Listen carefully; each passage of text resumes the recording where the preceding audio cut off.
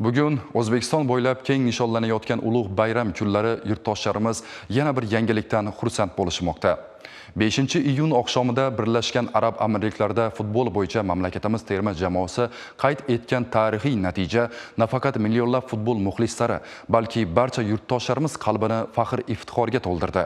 Terma jamoamiz saralash o'yinlarida guruhdagi so'nggi o'yin oldidan amirlik futbolchilari bilan durang qayd etib, muddatidan oldin jahon chempionati yo'llanmasini naqd qilishdi.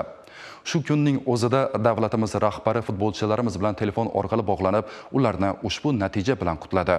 Mana shu munavvar oqshomda, qutlug' zafar ayyomida ko'p millatli butun O'zbekiston xalqi sizlar bilan faxrli ravishda faxrlanmoqda desak, haqiqatni aytgan bo'laman. Terma jamoa vakillariga prezident tabrigi yo'llandi.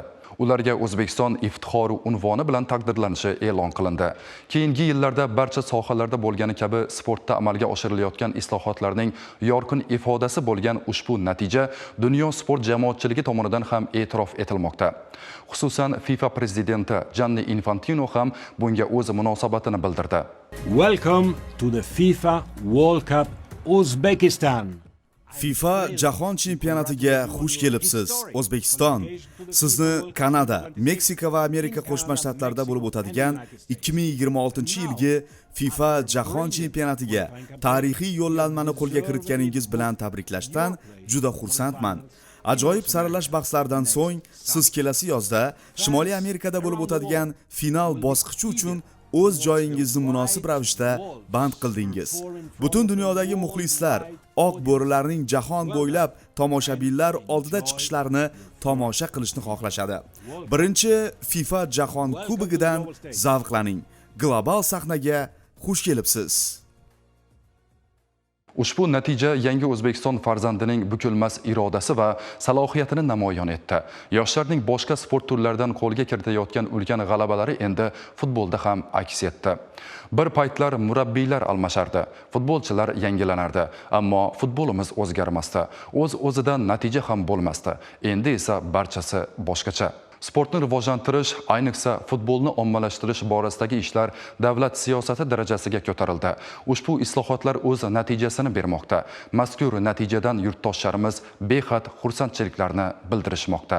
Kuni kecha mana hamma guvoh bo'ldi. Arafa kuni O'zbekiston milliy terma jamoasi uzoq yillik kutilgan g'alabaga teng durangni qo'lga kiritdi va shuni bilan jahon chempionatiga 34 yildan beri kutilgan g'alabani qo'lga kiritdi. Bu yutuq bilan butun O'zbekiston xalqini, qolaversa, mana shu terma jamoa safida meni shogirdlarim, masalan, Jaloliddin Masharipov, Jamshid Iskandarovlarni ishtirok etishi meni shu darajada to'lqinlantirib yubordi. Kecha hammamiz oila a'zolarimiz bilan shu o'yinni ko'rib, ruhlanib, boshimiz ko'kka yetdi.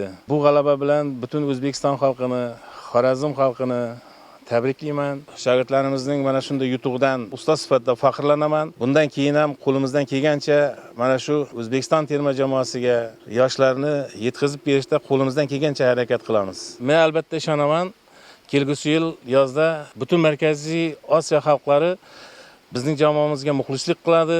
Bu ham ularga dalda berib, jahon chempionatida munosib qatnashib kelishga turtki bo'ladi. O'zbekistonimizni kecha futboldagi katta yutug'i bo'ldi. Biz albatta faxrlanamiz. Qurbon hayiti munosabati bilan xalqimizga katta sovg'a bo'ldi.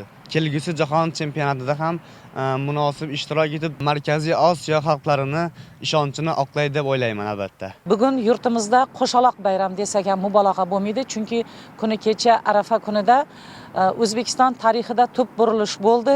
Shunday bir ajoyib 34 yil kutgan natija sodir bo'ldi. O'zbekiston terma jamoasi jahon chempionatiga yo'l oldi. Bizning xalqimizning kutgan, qancha yillar kutgan orzusi amalga oshdi desak ham bo'ladi. O'zim ham futbolga juda ham qiziqaman, chunki qiz nevaramni futbol to'garagiga berib qo'yibman. Men ham har doim shu nevaramni qo'llab-quvvatlayman. Shu oilamiz bilan birgalikda kechagi o'yinni shunday xursandchilik bilan tomosha qildik. Bunday jahon chempionatida ishtirok qilish hamma davlatlarga ham nasib qilavermaydi. O'ylaymizki, jahon chempionatida ishtirok qilganda ham O'zbekistondan yaxshi natijalarni kutib qolamiz. Kechagi mana shu bo'lib o'tgan g'alabadan muhtaram prezidentimiz ham O'zbekiston terma jamoasini tabrikladi. Muhtaram prezidentimizning tabrigini ko'rib, qalbimizda yana ham mana shu O'zbekiston terma jamoasiga bo'lgan ishonch yana ham uyg'ondi. Jahon chempionatida qatnashishga bu ham bir prezidentimizning mana shu terma jamoa a'zolariga bergan bir motivatsiyasi bo'ldi desak ham mubolag'a bo'lmaydi.